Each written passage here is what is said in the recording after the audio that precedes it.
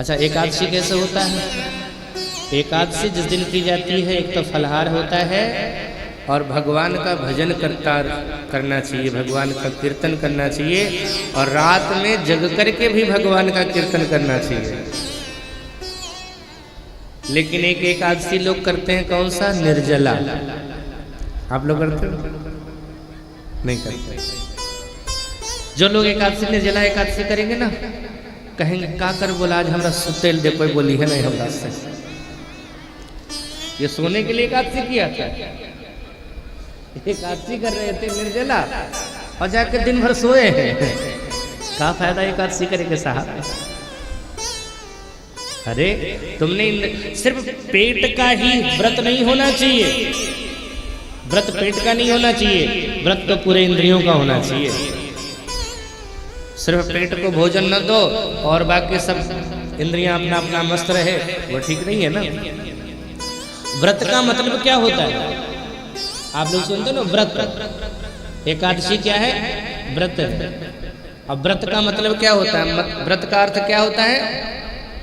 उसका विच्छेद करके पढ़ो, अपने आप उसका अर्थ आ जाएगा। ब्रह्म में रत को व्रत कहा जाता है। जो भगवान में रत रह रहा है उसको व्रत कहा जाता है। सोए में रत रहे उसको व्रत नहीं कहा जाता है।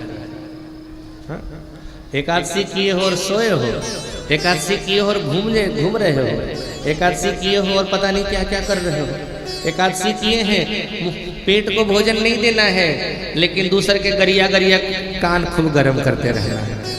कि कौन एकादशी है? जब जिह्वा पर कंट्रोल नहीं है तुम्हारा, जिह्वा पर नियंत्रण नहीं है, कानों पर नियंत्रण नहीं है, लोग एकादशी करते हैं और एकादशी करने के बाद जाने 5 ठो बैठ गए कीर्तन नहीं करने के, जाने ही फलनिया के बेटिया ऐसा हले ये एकादशी। आजकल लोग मंदिरों में जुटते हैं ना, तो कीर्तन करे के लिए ना आए, काहे के लिए? अरे साहब, एक बात ध्यान रखना, हमें दूसरों के अवगुणों से क्या लेना देना? साधक हो ना, दूसरों के अवगुणों से क्या लेना देना? क्या दूसरों के अवगुण की चर्चा करने से उसमें सुधार होगा, या तुम सुधर जाओगे, तुम्हारे जीवन में बुराई रहते? नहीं ना, उल्टा परिणाम गलत होगा। जिस बुराई की चर्चा कर रहे हो तुम्हारे जीवन में नहीं है, तो उन बुराइयों की चर्चा करते करते तुम्हारे जीवन में वो बुराई आ जाएगी। किसी दूसरे के परिवार की बुराई कर रहे हो ना, मत करो साहब, हो सकता है वो परिवार की बुराई तुम्हारे परिवार में आ जाए। दूसरे के बेटी पर प्रश्न चिन्ह खड़ा करते हो ना, हंसते हो, तुम्हारे घर की बेटी भी गलत मार्ग पर जा सकती है। दूसरे के बेटी का अपराध करते हो ना, उसकी शिकायत करते हो, क्या गारंटी है तुम्हारा बेटा गलत रास्ते पर नहीं जा सकता है? बिल्कुल जा सकता है। अगर हम किसी दूसरे के बुराइयों का चिंतन करते रहेंगे तो वो बुराई तुम्हारे घर में जरूर आ जाएगी। इसलिए किसी दूसरे की बुराई की चर्चा मत करो। अगर करना है ना, अच्छाई की चर्चा करो। क्या अच्छा है उसमें, क्या बढ़िया है, क्या गुण है उसमें, वो देखो। अरे बनना है साहब तो सूप बनो, चलनी मत बनो। सूप का काम क्या है? आप लोग प्रयोग करती हो ना सूप, चावल के साथ में भूसी मिला होता है। सूप का जब प्रयोग करते हैं तो भूसी बाहर और चावल को अपने अंदर रख लेता है सूप। यानी हमें भी यही कर। संसार में कौन है ऐसा जो दूध का धुला लोग कहते हैं, लेकिन दूध के धुले पर तो और शरीर में चटचटे करेंगे, लेकिन बिल्कुल निर्मल, एकदम साफ स्वच्छ कोई हो तो बता दो। ये संसार में जिस समय हमने कदम रखा, विधि प्रपंच गुण अवगुण साना, ये ब्रह्मा का प्रपंच है और इसमें गुण अवगुण दोनों रहते हैं। कोई ऐसा माई कल्लाल नहीं है जिसके अंदर सिर्फ अच्छाई ही अच्छाई हो, बुराई न हो, बुराई ही बुराई हो, अच्छाई न हो। अच्छाई और अच्छाई सिर्फ और अच्छाई सिर्फ एक ही में।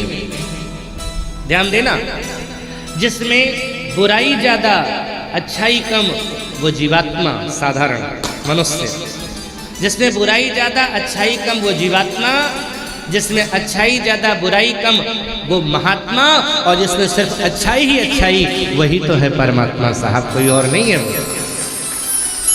गुणों का भंडार सिर्फ एक ही है और वो है परमात्मा, इसके अलावा कोई नहीं है। कोई महात्मा भी नहीं है जो कह सकते हैं गुणों के भंडार है वो। अरे कब नारद जी किस लड़की के पीछे पगला जाए और भगवान को गरिया दे, गारंटी नहीं है साहब। कब महामूर्ख कालिदास महाकवि कालिदास बन जाए कहा नहीं जा सकता है ये भी। मैंने एक दिन कहा था ना, आपने सैनिकों को देखा होगा परेड करते हुए, कमांडर उनको एक कमांड देता है, पीछे मुड़, और जब पीछे मुड़ कहता है तो जो सबसे पीछे में खड़ा था वो सबसे आगे नजर आता है, और जो सबसे आगे था वो सबसे पीछे नजर आता है। ऐसे ही परमात्मा का कब कमांड आ जावे और कौन व्यक्ति आगे से पीछे चला जावे और पीछे से आगे चला जावे कोई गारंटी नहीं है। इसलिए ये सब के चक्कर में मत पड़ो। हमें करना क्या है, हमें सूप बनना है, चलनी मत बनो। चलनी का काम क्या है, आटा चालते हैं ना उससे, आप लोग तो प्रयोग करते हो। भूसी में भूसी के साथ रहता है वो आटा, और चलनी को जब हिलाते हैं तो सार वस्तु है आटा, चलनी उसी को गिरा देती है, और असार है भूसी उसी को अपने अंदर रख लेती है। वो मत बनो ना। जिसकी तुम बुराई कर रहे हो क्या उसके अंदर तुम्हारे अंदर बुराई ही दिखी, अच्छाई नहीं होगी क्या?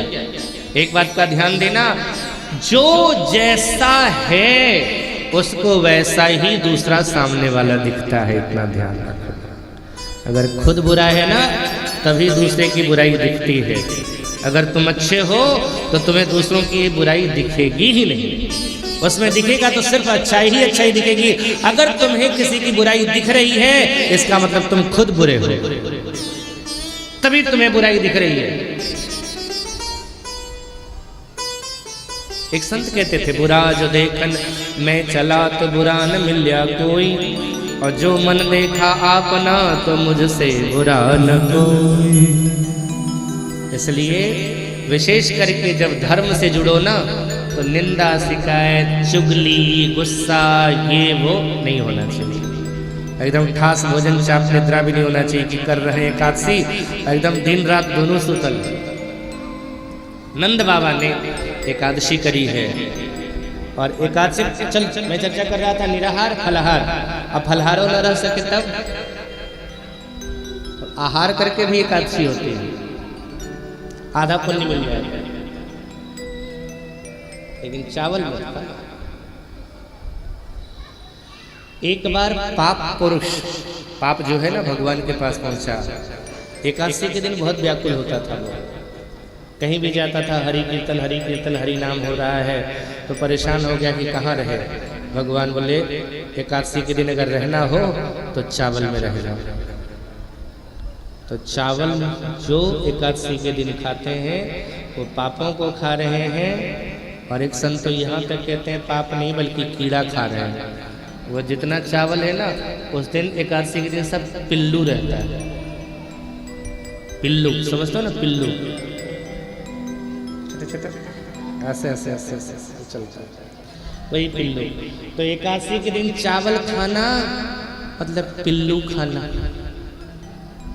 इसलिए मत खाना एकादशी के दिन। अन्न खा सकते, अब चलो रोटी खा लो ना, अगर फलाहार नहीं कर सकते तो रोटी खा लो, लेकिन चावल बिल्कुल मत खाना।